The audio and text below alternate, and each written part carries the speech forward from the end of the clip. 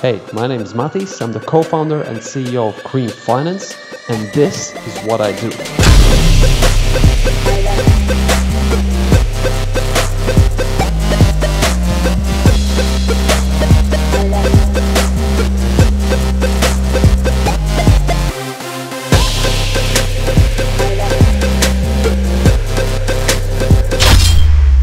Hello folks, how's it going? I'm chilling out here in Barcelona. I was hoping to get some nice warm weather, but instead I got this windy, cold air, but it's fine. Let me just shoot a very quick message that I wanted to share and get real practical today, which is basically, kind of the glorious conclusion of life is that most people are working, and if you're working in business, then most of your time you spend in the office, and most of that time is being spent on meetings, right? So it kind of makes sense to think about a way to make the meetings really effective and functional. And what's interesting is that unfortunately a lot of, if not most, meetings are like a waste of time. Why? Because people are afraid, for whatever reason, because it's bad culture, like personal inability, fear of judgment, bad leadership, etc., etc. They're afraid to share what they really think and feel, and that's a big obstacle for kind of like getting to the truth and having effective decision making and having a good environment. So in most companies, the way it's solved, as from what I see, is that you get these one-to-ones where then people are more safe to to pour out their heart, to really share what they're thinking and feeling, and give feedback about different people to their superior most of the times. And that's not really the most effective way that a company can perform from a communications and culture perspective. And thinking about this, the one solution really to making sure that people can really say what they feel and think on meetings is to increase and build trust within the company and build trust amongst the people. And how do you build trust? That is definitely a very tough question. It takes time. It is very difficult. It's very risky. So there's no one kind of shortcut to having trust in your company. But the one tool that I've found, which is a kind of a shortcut or a hack to building trust, in my experiences, is what I call the machine meetings, which is a little bit of a reference to the so-called super famous Ray Dalio's book, The Principles, which is now like a household thing.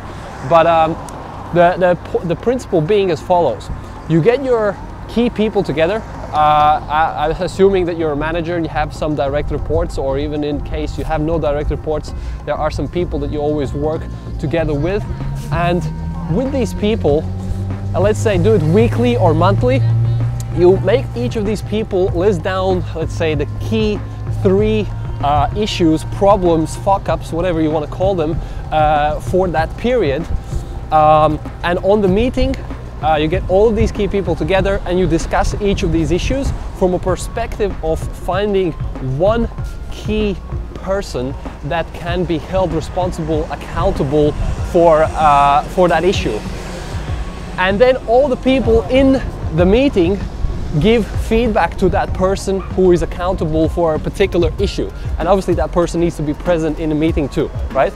So what it leads to is a unpleasant, direct, raw, sometimes emotional feedback giving format, where everybody is kind of being grilled. You grill some people with truthful and point and direct feedback, and that you're going to be grilled on some topics that you are responsible for, or some issues that company is experiencing that you've let the ball down on.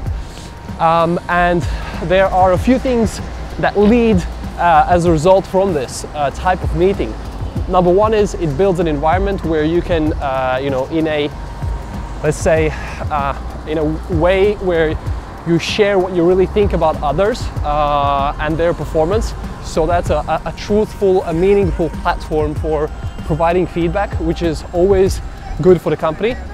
That's one. Second is through this instrument you can root out underperformers. So if you will feel like, you know, most of the issues are keep going back to one person, or there's one person more on the kind of like on the hot seat than any other person.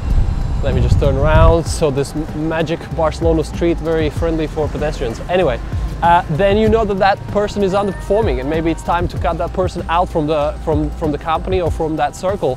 And so it's a good kind of like way to keep your top performance team sterile.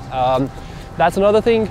And the third thing, it's a cultural benefit where, you know, there's a way to share and be open and give like real feedback. So and people learn by having this kind of environment where they have no option but to give feedback and receive it. They learn to do it very effectively.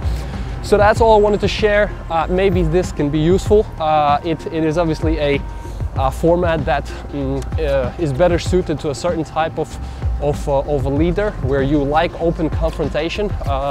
If you like always to have these conversations being very private, then it's a different story, but maybe some of this is useful. So thanks for checking this out. Subscribe, comment, follow me, be my fan. My whole self-worth is dependent on your comments. I cannot live without them.